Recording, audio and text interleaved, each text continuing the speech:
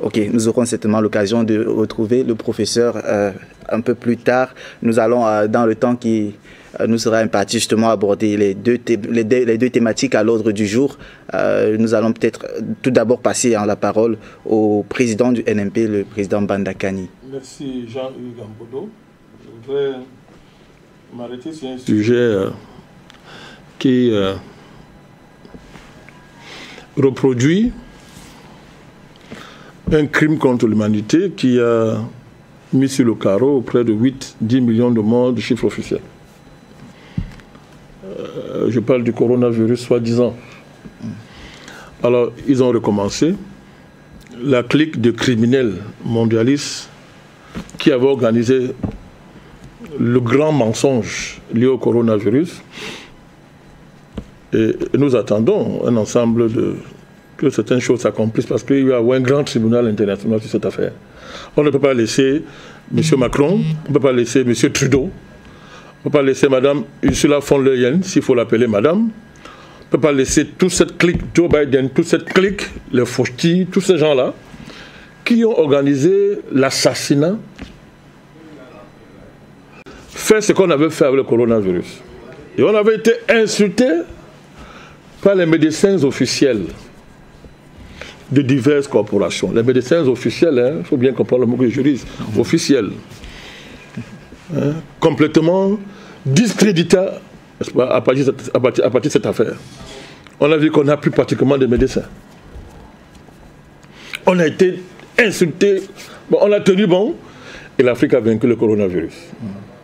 Ils reviennent avec la variole, la variole de singe, le même mensonge. Je vous donne des éléments. L'Office fédéral de la santé publique suisse, je précise bien, je répète, l'Office fédéral de la santé publique suisse a pondu un rapport, où dans le rapport, depuis 2022, Dr Nouma, de manière officielle, pendant l'été 2022, un nombre exceptionnel d'infections a été constaté pour la première fois en Suisse et dans certains parties du monde. Et le 23 juillet 2022, l'OMS a qualifié cette situation de situation d'urgence de portée internationale. Mais ouvrez bien vos oreilles. Dans le rapport, il est clairement dit, établi que les cas déclarés de ce nouveau fléau mondial, entre guillemets, se sont manifestés plus chez les homosexuels. Alors, nous, on ne vient pas s'amuser ici. Chez les homosexuels, LGBT. Et c'est-à-dire des hommes ayant uniquement des rapports sexuels avec les hommes. Il y a de contamination. Mais les cas les plus, c'est-à-dire les cas les plus nombreux, oui, c'est au sein de cette communauté qu'on trouvait ces cas-là. Et comme la Suisse, c'est pratiquement une nation LGBT, et comme donc beaucoup de riches Suisses sont dans ces choses-là, c'est à l'OMS est embarrassée, elle fait le théâtre, elle est un peu embarrassée là, parce que c'est compliqué de dire, mais ce rapport est public. Il existe, je l'ai, ce rapport. Nos réseaux se sont arrangés pour que nous ayons ce rapport rapidement. Ce nouveau coronavirus qu'on veut nous imposer. Nous dénonçons l'OMS, organisation criminelle dirigée par un criminel, un petit sataniste, qui recommande la même chose. Et nous mettons en garde les ministères de santé publique en Afrique, qui reprennent exactement la même arnaque et recommettent les mêmes erreurs qu'il y a eu avec le coronavirus sans tirer il ne tire pas de leçon. Je m'adresse en particulier au ministre de la Santé au Cameroun, M. Manaouda Malachi. Nous vous avons à l'œil. Et nous espérons que vous avez tiré les leçons du corona. Vous avez menti aux Camerounais. Heureusement que c'est la pression du mouvement que nous avons lancé, le partage président a pris son responsabilité et a stoppé un ensemble de dérives dans laquelle le ministre Manaouda Malachi était en train, et ses complices, d'entraîner notre pays. Nous ne sommes pas en train de remettre en cause les droits régaliens de l'État en la matière. Mais les droits régaliens de l'État s'arrêtent au niveau de nos droits. À partir du moment où il est démontré que la médecine ment, où il est démontré qu'on a affaire à des fausses pandémies, où il est démontré maintenant le complot mondial qui pèse sur les peuples, à cause de la dérive d'une oligarchie de criminels qui en ont assez avec l'être humain et estiment que la planète, il faut la sauver au détriment de l'être humain. Nous rappelons au ministre de la Santé au Cameroun qu'il y a des niveaux, il y a des lignes que l'État ne peut pas franchir. En ce qui me concerne ma santé, aucun médecin n'est compétent que moi-même. Ma santé est une affaire d'abord, c'est-à-dire c'est ma santé. Et tous les tests, soit des internationaux, consacrent ça. Consacrent le principe. Donc nous lançons la lettre. Africains, réveillez-vous. Nous allons repartir sur le pied de guerre.